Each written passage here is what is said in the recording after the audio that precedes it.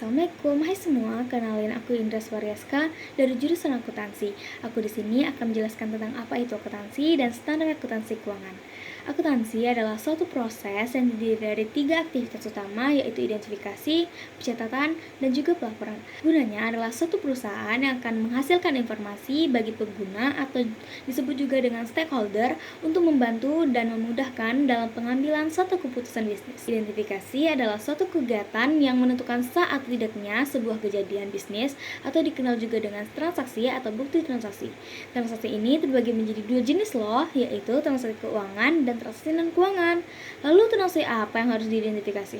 Transaksi yang harus diidentifikasi adalah transaksi keuangan karena transaksi tersebut mempengaruhi posisi keuangan perusahaan. Posisi keuangan itu adalah posisi aset, liabilitas, dan ekuitas. Kedua, pencatatan yaitu adalah aktivitas yang dilakukan untuk mencatat transaksi-transaksi yang telah diidentifikasi secara kronologi dan sistematis. Pencatatan atau recording dibagi menjadi 3, yaitu record atau pencatatan data yang telah diidentifikasi ke dalam jurnal umum. Kedua, classify atau pengelompokan akun-akun yang sama ke dalam buku besar. Ketiga, summarize yaitu pengintisaran ke neraca saldo. Ketiga yaitu pelaporan atau communication, aktivitas untuk mengkomunikasikan informasi dalam bentuk laporan keuangan untuk kepada para pemakai atau disebut dengan stakeholder, baik internal maupun eksternal, untuk kepentingan pengambilan keputusan bisnis. Selanjutnya adalah standar akuntansi keuangan atau SAK. Standar akuntansi keuangan yang berlaku di Indonesia ada 7, yaitu 1. SAK berbasis IFRS, standar yang digunakan oleh perusahaan-perusahaan yang terdaftar di Bursa Efek Indonesia. 2. SAK etap, standar yang digunakan oleh perusahaan non-emiten, perusahaan yang publish di Bank Indonesia, atau perusahaan yang tidak memiliki akuntabilitas publik signifikan.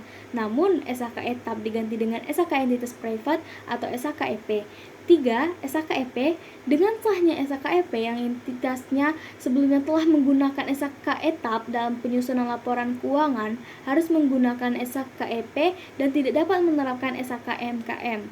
4. SAP, Standar Akuntansi Pemerintah, terdapat dalam Peraturan Pemerintah Nomor 71 Tahun 2010. Standar ini khusus digunakan oleh pemerintah pusat dan pemerintah daerah di Indonesia.